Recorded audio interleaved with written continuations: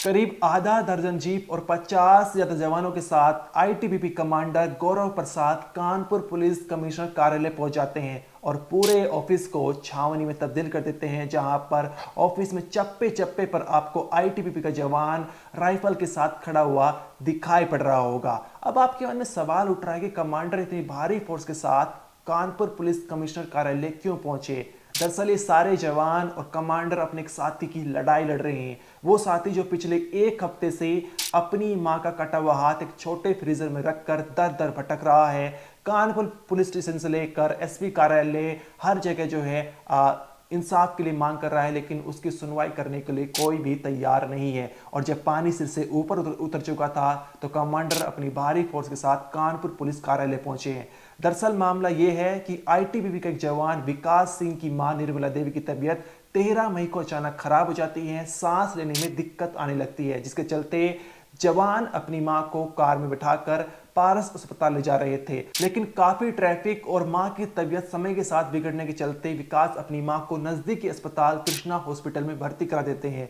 Krishna hospital के doctor ये बताते हैं कि तुम्हारी मां के बचने के चांस सिर्फ 1% है, उन्हें वेंटिलेटर पर शिफ्ट किया जाएगा। विकास इसकी परमिशन दे देते हैं और अगले दिन विकास की मां को सांस लेने की जो दिक्कत थी उसमें आराम लग जाता है, लेकिन उनका जो बायां हाथ था वो पूरी तरह से काला पड़ चुका था। विकास जब इसके बारे में डॉक्टर से पूछते हैं तो वो कहते हैं कि समय के साथ ये सही हो जाएगा। लेकिन शाम के वक्त में विकास जब दोबारा अपनी मां से मिलने पहुंचते हैं तो हाथ में जो है और ज्यादा जो है इन्फेक्शन फैल चुका था, काला पड़ चुका था। अब इसके बाद विकास अपनी मां को पारस अस्पताल में भर्ती कराते हैं, एक तरह से वहां शिफ्ट कर देते हैं। पारस हॉस्पिटल के डॉक्टर ये कहते हैं कि तुम्हारी जो मां का हाथ है वो पूरी तरह से इन्फेक्शन फैल चुका है और इसे अभी नहीं काटा तो ये पूरे शरीर में फैल जाएगा, जो एक गंभीर जो है स्थिति बन सकती है। अब पारस अस्पताल के डॉक्टर ये कहते हैं कि हाथ में गलत तरीके से वीगो लगने की वजह से ये इन्फेक्शन फैला है। अब वीगो क्या होता है, आपने देखा होगा कि मरीज के हाथ में एक पतली प्लास्टिक की ट्यूब लगाई जाती है हथेली के ऊपर यहाँ पर, और ये इसलिए लगाई जाती है ताकि मरीज को जो है ड्रिप इंजेक्शन दवाई जो है उसके शरीर में पहुंचाया जा सके। अब पारस अस्पताल के डॉक्टर का यह कहना है कि यही जो वीगो है गलत तरीके से लगी थी, जिसके चलते बाएं हाथ में जो है पूरी तरह से इन्फेक्शन फैल चुका था। अब 17 मई को स्थिति इतनी खराब हो चुकी थी कि विकास की मां का हाथ जो है वो काटना पड़ा था। अब उनका इलाज चल रहा है। अब इसके बाद जो है विकास पुलिस स्टेशन से लेकर एसपी कार्यालय पहुंचे और कहा कि मेरी जो कृष्णा अस्पताल के डॉक्टर हैं उन्होंने गलत तरीके से वीगो लगाई है, जिसके चलते मेरी मां का जो हाथ जो है एक तरह से काटना पड़ा है। लेकिन कोई भी कार्रवाई उनके खिलाफ करने के लिए तैयार नहीं था। इसके बाद 20 मई को पुलिस कमिश्नर ऑफिस जाते हैं, वहां पर पूरी कहानी बताते हैं और जांच के आदेश दे जाते हैं। लेकिन जांच के आदेश मिलने के बावजूद जो रिपोर्ट सबमिट की गई जांच के बाद सीएमओ के द्वारा, उसमें सिर्फ संभावनाओं का जिक्र किया गया, लेकिन जांच में स्पष्ट रूप से बिल्कुल भी नहीं लिखा हुआ था कि आखिर किस वजह से इन्फेक्शन फैला है। अब इस जांच के बाद जो रिपोर्ट आई थी वो उसके बाद आईटीबीपी जवान और तमाम जो बटालियन होती है वो संतुष्ट नहीं होते। उसके बाद 23 मई को दोबारा से कमांडर अपनी फोर्स के साथ कानपुर पुलिस कार्यालय पहुंचते हैं और उनसे पूरी बातचीत करते हैं और दोबारा जांच के आदेश के एक तरह से आदेश दिया जाता है। लेकिन यहाँ पर जो सीएमओ है, जब उनसे मीडिया कर्मी बात कर रहे थे और उनसे सवाल पूछ रहे थे तो वो हर सवाल को घुमा रहे थे और इतना ही नहीं उल्टा जो है मीडिया कर्मियों को डांटने लगे थे। जब उनसे पूछा गया कि पहले जो जांच सबमिट की गई थी उसमें सही तरह से स्पष्ट रूप से नहीं लिखा गया था, तो यहाँ पर सीएमओ का कहना था कि ये पूरी तरह से सही लिखा गया है, बात नहीं छुपाई गई है, और यहाँ पर मीडिया कर्मी को उल्टा हुए डांटने लगे थे। आप देखिए कि आईटीबीपी जवान जो है बॉर्डर पर देश की सुरक्षा करता है, नागरिकों के लिए जो है वे सुरक्षित रह सके इसलिए अपनी जान जो है जोखिम में डाल सकता है। लेकिन यहाँ पर उसकी मां का जब हाथ काटा गया एक अस्पताल की गलती की वजह से, डॉक्टर की जो है लापरवाही की वजह से, तो वहां पर जो है सीएमओ जो है वो एक तरह से मीडिया कर्मी को डांटने लगे थे। 48 घंटे से ऊपर हो गए अभी तक जांच जो आई थी, जांच करने में सस्पेंस में जांच यार 40-42 लोगों का बयान भी लेना है, जांच भी करनी है, पेपर भी निकालना है, इतना थोड़े कि एक दिन में हो जाएगा। सर बयान कैसे लगा, रिपोर्ट कैसे लगा दी गई? काय की रिपोर्ट? जांच करके रिपोर्ट लगाई है। सीपी सर कह रहे हैं कि गोलमोल रिपोर्ट है, कोई गोलमोल नहीं है, रिपोर्ट बिल्कुल सही थी, लेकिन 2-4 क्वेश्चन सर के रेज हुए उनको पूरा करके पुलिस ऑफिसर के साथ रखते। मेरा नाम विकास सिंह है, मैं 32 बटालियन आईटीबीपी महाराजपुर में तैनात हूँ सर। आज मैं पीसी ऑफिस में आया हूँ, मम्मी का हाथ कटा हुआ हाथ लिए न्याय के लिए घूम रहा हूँ। हाँ, तो मम्मी को सांस की दिक्कत थी, उनको कमजोरी थी और एक कफ जा रही थी, तो मैं उनको यहाँ बुलाया कानपुर में, गांव से भाई लेके आया, उनको अपने 32 बटालियन ITBP में लेके जाता हूँ। डॉक्टर को दिखाया तो उनको ECG किए, उनको रेफ़र कर देते हैं, CAPF आयुष्मान पैनल में रेफ़र कर देते हैं। तो मैं लेके जा रहा था उनको पारस हॉस्पिटल अपनी एम्बुलेंस से ऑक्सीजन से लगा के, तो रास्ते में इतनी ज़्यादा सीरियस हो जाती है मम्मी और उनको शरीर ठंडी होती जाती है, एकदम तड़प रही थी, तो मैं एम्बुलेंस मुझे कृष्णा हॉस्पिटल की तरफ मुड़ाना पड़ा मजबूरन। तो वहाँ पे ले जाता हूँ, डॉक्टर साहब देखते हैं और बोलते हैं कि ये काफ़ी सीरियस हैं और इनको वेंटिलेटर में डालना पड़ सकता है, क्योंकि पाइप या मास्क लगाने से इनको आराम नहीं मिल रहा। तो वेंटिलेटर में डालने का मतलब आपकी मम्मी की उम्र 55-56 साल है, उम्मीद कम है, 1-2% चांस है कि इसकी मम्मी बच सकती हैं। वो साइन वाइन करवा लेते हैं और फिर रात भर इलाज चलता है, तो उनको सांस में आराम मिल जाती है। सांस सुबह वो उठती हैं तो उनका दाहिना हाथ काला पड़ा हुआ है, सूजा हुआ है। वो बोलती हैं तो स्टाफ को तो वो तुरंत वीगो निकालते हैं। मैं 7 से 8 मिलने का समय होता है ICU में डाल रखे थे, तो गया तो बोला हाथ में क्या हुआ, बोले कि ये ठीक हो जाएगा। वो ड्रेसिंग वेसिंग करते हैं, शाम को फिर मिलने जाता हूँ, जो समय होता है तो ड्रेसिंग करके, वो रात पूरे दिन ड्रेसिंग बंधी रहती है, सूजन बढ़ जाती है, मम्मी एकदम तड़प रही थी। फिर ड्रेसिंग वो खुलवाते हैं, तो मैं बोलता हूँ क्या इलाज की, बोले ऐसे ठीक हो जाएगा, 2 दिन में ठीक हो जाएगा। तो मैं कहूँ जब इलाज नहीं करो, जाँच नहीं करो, ठीक से ठीक हो। फिर अपने बटालियन में बात करता हूँ मैं हॉस्पिटल में, तो बोलते हैं वहाँ अस्पताल वो अच्छा नहीं है, वहाँ से रेफ़र करवा लो, पारस में ले जाओ। वहाँ से मैं बोलता हूँ, बोले रेफ़र मत कराना, लामा कराना। हॉस्पिटल में काटा गया, पारस में काटा गया। वहाँ ले गया तो वहाँ से इसी मम्मी को डाल देते हैं, बोलते हैं क्या वो दिक्कत है, मेरे को सांस की दिक्कत थी, उनको कफ जा रहा था, कमजोरी थी। बोले हाथ में फिर क्या हुआ, मेरे को पता नहीं। 24 घंटे में 13 तारीख को एडमिट करता हूँ कृष्णा में, 14 को हाथ की वजह से ही, सांस में तो आराम मिल जाए, हाथ की वजह से रेफ़र करा देता हूँ, वहाँ से पारस में ले जाता हूँ, जाँच करते हैं। तो कलाई से आगे उनका ब्लड का सर्कुलेशन नहीं जा रहा था, तो फिर वो बोलते हैं देखो इलाज करते हैं। फिर अगले दिन आपका आरोप जी कृष्णा का कृष्णा हॉस्पिटल, उन्होंने पूरा इन्फेक्शन बढ़ाया वो 24 घंटे के अंदर। पारस हॉस्पिटल में हाथ काटा गया तो आपको बताया गया था? जी बताया गया, वहाँ ले जाते ही बताया गया ब्लड का सर्कुलेशन नहीं जा रहा है, इन्फेक्शन बढ़ गया है। अगले दिन बोले 40,000 का इंजेक्शन लगेगा खून पतला करने, शायद बच जाए हाथ, तो हाथ उससे कोई आराम नहीं मिलता। तो मैं 14 तारीख को ले जाता हूँ पारस, तो 15 को बोलते हैं हाथ काटना पड़ेगा, इन्फेक्शन बढ़ते जा रहा है, शरीर में भी फैल सकता है। तो मैं कहूँ सर बचा लीजिए। बोले मैं कहूँ सर क्या गलती हो सकती है, बोले अब तो कृष्णा वाले जाने। मैं हाथ लेके थाने गया, फिर वो अपर पुलिस उपायुक्त शिक्षा सिंह मैडम मैम IPS हैं, उनके पास लेके गया और वहाँ भी डॉक्यूमेंट सारे दिया। आज यहाँ पे आया हूँ, यहाँ पे साहब के पास मिला, वो भी उन्होंने तो बोला मैं ठीक थाने को मैं वो कमेटी बैठवाने की बोलता हूँ। अब सीमो का ये हाथ 3 दिन से हाथ लिए माँ का घूम रहा हूँ मैं। क्या न्याय चाहते हैं? ना मैं मम्मी का न्याय चाहता हूँ कि गलत लापरवाही से बताओ, हाँ सांस की दिक्कत थी उनको और हाथ काटना पड़ रहा है गलत। विकास सिंह कानपुर में महाराजपुर स्थित 32वीं बटालियन के एक जवान हैं, जिनकी मां की तबीयत 13 मई को अचानक खराब होती है, सांस लेने में दिक्कत आती है और वो जल्दी के चक्कर में अपनी मां को कृष्णा अस्पताल में भर्ती करा देते हैं, लेकिन डॉक्टरों की लापरवाही की वजह से उनकी मां को अपना हाथ गंवाना पड़ता है। इतना ही नहीं, ITBP के लिसनिंग ऑफिसर अर्पित सिंह का ये तक कहना है कि कृष्णा अस्पताल की डॉक्टरों की लापरवाही की वजह से उनकी बटालियन के 2 जवानों को अपनी जान से हाथ धोना पड़ा है। उनका कहना है कि 2 जवान का इस अस्पताल में इलाज चल रहा था, लेकिन डॉक्टरों की लापरवाही की वजह से उनकी जान चली गई। उनका ये कहना है कि हम सभी ऑफिसर्स और जवानों को ये सलाह देते हैं कि इस अस्पताल में अपना इलाज ना कराएं। मैं ITBP में LO की ड्यूटी से मैं कर रहा हूँ प्रेजेंट टाइम में। मामला ये सर कि हमारे यहाँ एक कांस्टेबल हैं विकास, इनके माताजी की तबीयत ख़राब थी, तो ये ले आए कृष्णा हॉस्पिटल में। तो यहाँ ले आए, प्रॉब्लम थी सांस की, लेकिन उन्होंने क्या कि हाथ में कोई गलत इंजेक्शन या कुछ ऐसा लगाया जिससे जो है पूरे हाथ में इनके कालापन पड़ गया और हाथ को सर काटना पड़ा। और इससे पहले भी जानकारी मुझे मिली, मैं तो अभी 2-4 दिन हुए यहाँ आए, जानकारी ये मिली कि इससे पहले एक कांस्टेबल हमारे यहाँ थी, वो यहाँ पे आए इलाज कराने के लिए। उनका इलाज ऐसा है कि उनका डेथ ही हो गया, और एक इंस्पेक्टर सर थे, उनका भी एडमिट कराया गया, उनके साथ भी ऐसा इन्होंने किया कि डेथ हो गई उनकी। कृष्णा हॉस्पिटल है सर। नहीं, हाथ सर पारस में निकाला गया काट के सर, लेकिन सर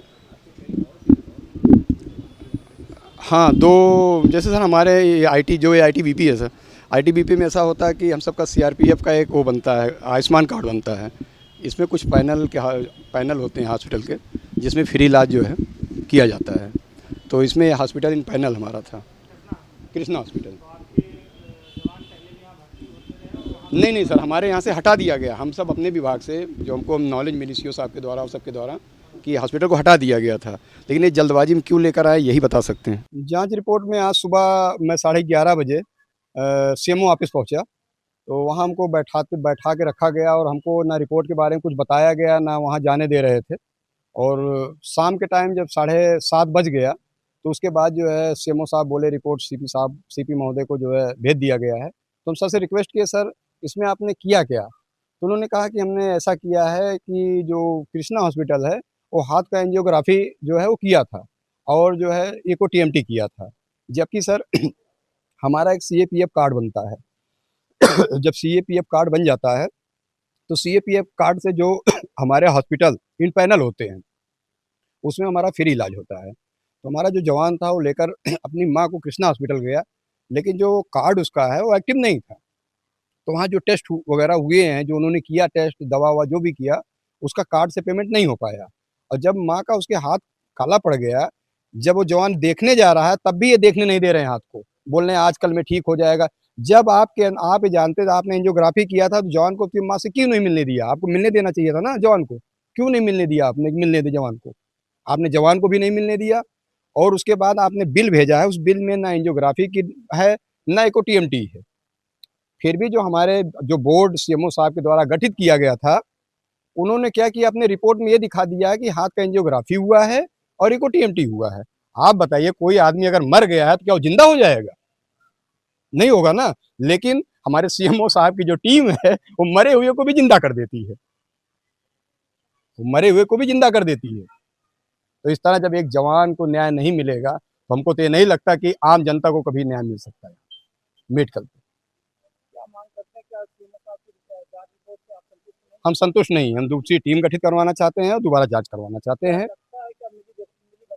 पूरी तरह से मिली भगत। आप बताइए, जब कोई आदमी इतने सोच लीजिए, जब आदमी वहाँ है ही नहीं तो आप टेस्ट किस बात का कर दिए और रिपोर्ट किस चीज़ की दे दिए? जबकि मैं आपको ये दिखाना चाहता हूँ, उन्हीं के स्टाफ के द्वारा ये जो रिपोर्ट वो दिखा रहे हैं वो रिपोर्ट है ही नहीं। फिर आप बताइए कैसे हाथ का इलाज उन्होंने कर दिया? इसका मतलब वो मिले हुए हैं। और कल दोनों प्रबंधकों को बुलाया भी गया था सीएमओ ऑफिस में, कृष्णा और पारस, दोनों के जो मैनेजर हैं मैनेजमेंट के, वो बैठे हुए थे वहाँ पे शाम के टाइम। अगर आप जाम कमेटी के हैं, हमको रिपोर्ट नहीं दिखा रहे हैं, हमारे स्टाफ को नहीं दिखा रहे हैं, हमारे सर को नहीं दिखा रहे हैं, फिर आप हमारे समझ में ये नहीं आ रहा तो उनको क्यों अंदर बैठा के दिखा रहे हैं?